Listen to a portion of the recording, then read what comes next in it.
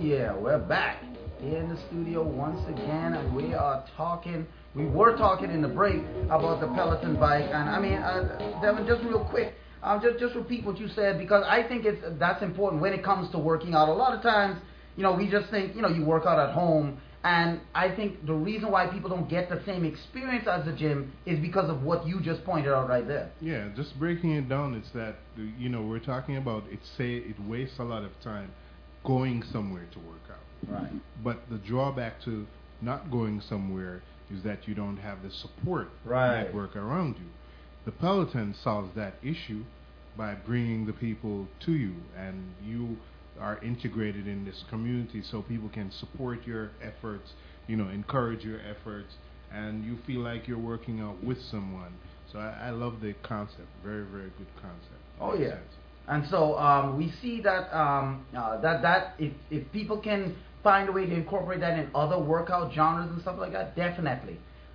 Working out at home won't be the same, because up till now, all you've had when you work out at home is a DVD will come with the exercise equipment, and you put that DVD in your computer, and you put that DVD in your computer, and you can watch a pre-recorded person giving you a workout and saying, "Come on, yeah, by yourself, come on, let's do this, let's do it." And it just doesn't give you the same pump as if you, had a live person there, right there doing it. And plus, there's times when you don't have, a TV in your workout area or something like that. This gives you a good, big screen TV to watch. So head on over to Kickstarter, man. If that's something you want to do, and check out more on the Peloton bike. There's 28 days left in the project. I mean, soon you might see Pulse Media on Kickstarter. You know what I'm saying? I mean, we too.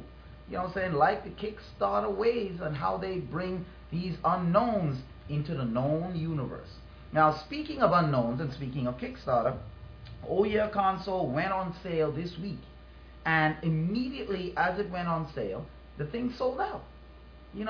So people have been clamoring for this Oh Yeah gaming, Android-based gaming console. But the problem with Oh Yeah, they had a little problem, is that their backers, some backers have failed to get their systems yet. Now, according to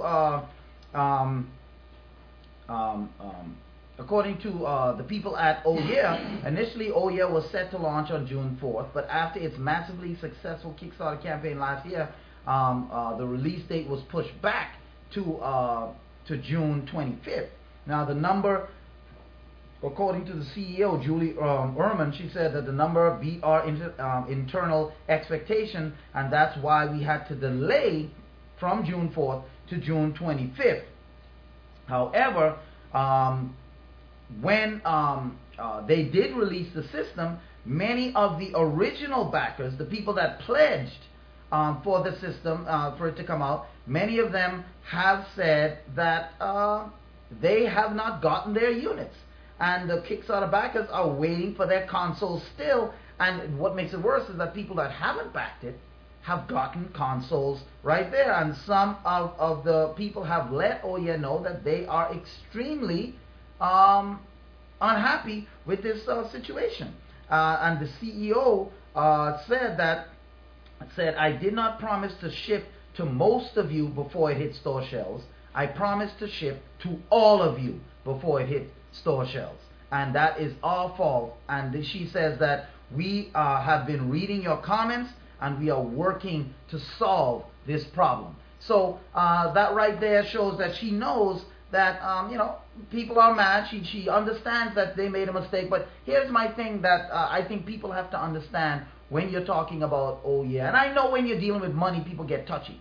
But when you're dealing with companies like Oh Yeah, I think people have to remember, this was not a company just a year or two ago. They put something on Kickstarter, raised the money, and that's how their company was born. The company probably started with 1 or 2 people. And now the company of Oh Yeah has been... Just hearing a little feedback in the headphones there, so I was wondering what was happening. Yeah, so... So when you're talking about companies like Oh Yeah, they probably started with 1 or 2 people, you know. And then as their campaign on Kickstarter got successful, they were able to hire a team of people to do different things, but they don't have the polish of a Microsoft or an Apple or a Sony. They don't have the polish of those companies. So you have to expect mishaps like this to happen. I mean, when I got my OEA console, right, I mean, you could tell that this was an independent company that came up with the console, because the controller, which is wirelessly connects to the OEA console, needs batteries, right? And they failed to put in the instruction booklet where the batteries would go. You know, you have an instruction booklet, you control, all they say in the booklet is how you pair your OEA to the actual controller, pairing it. But they don't tell you how to put the batteries in terms of where, because when you look at the controller, it's one seamless controller. And you say, well, where am I supposed to put the batteries? You look in the instruction booklet, nothing in there. They just tell you turn the controller on, and it's like, how am I going to turn it on with no battery? So there's just little things like this that you have to realize that when you're buying indie type games, indie type consoles, especially now with all of these indie consoles coming out and stuff like that. When you're doing that, you have to remember that you're not going to get the same polish that you would with a Microsoft, or that you would with you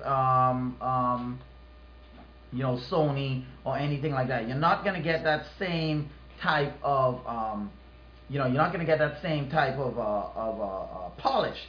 And so understanding that helps you to understand that you know, helps you to understand that you just have to, there's just a certain way you have to expect these companies to be. So, you know, I mean, I hear the outcry, especially from the backers, because you're like, man, you know, if I paid money, I backed this system, without me, the system wouldn't have come out. I get all of that, but at the same time, you just have to understand that this is not a polished company.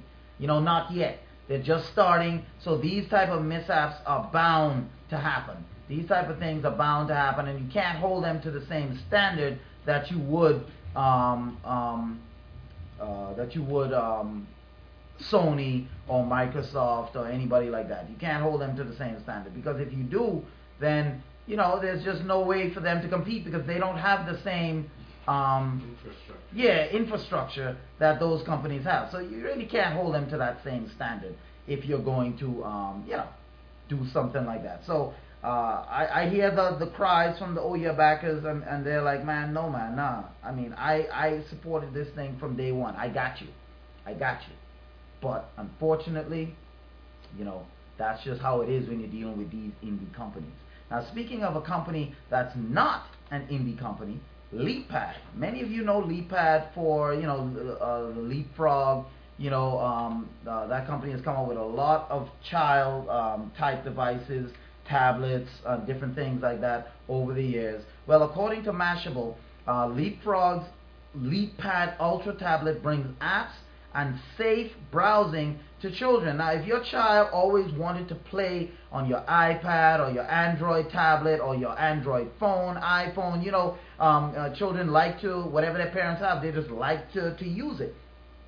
Youth educational entertainment company Leapfrog has a new kid-friendly tablet that might be a more suitable alternative for them, though you will have to wait until later this summer in order to get it. Now, I know many of you are saying, well, with a regular tablet, you could set parental locks. That's true. But then there are some people out there that's like, man, I don't know how to do that. I don't know how to set it on the main tablet, and then, you know, maybe websites I want to visit, I can't because there's a parental lock on there, and then I forget the passcode, all of that stuff. I get you. You know what I'm saying? I get you. And you want your child to have their own so they could leave yours alone. I got that. Well, according to Leapfrog, they're saying that this new LeapPad Ultra tablet is recommended for children ages 4 to 9. So in that age group, you know, beyond that, obviously they're not going. It's going to be not advanced enough. And the device works with Leapfrog's library of games and apps.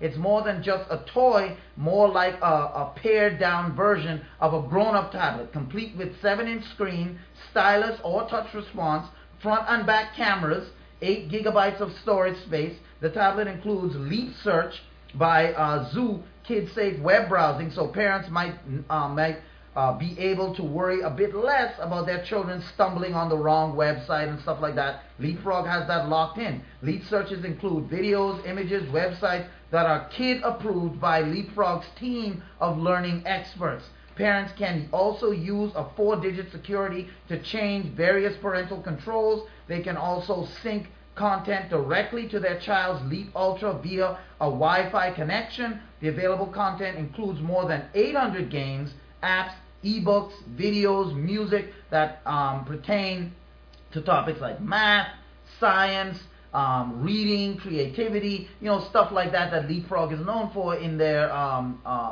child learning devices.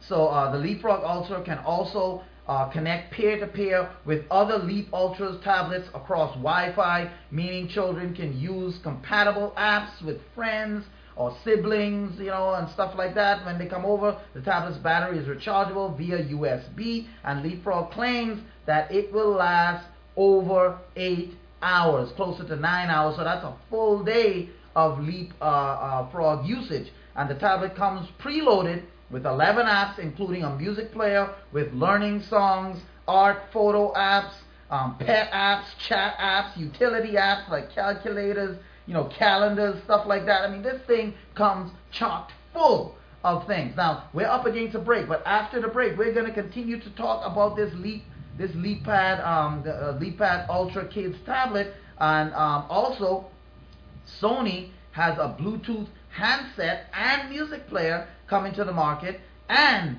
Firefox 22, version 22 has launched. So all of that and more coming up right after the break here on the one and only show that keeps you in step with the technological world, while keeping you one step ahead of everybody else. That's Tech Pulse. We'll see you right after the break.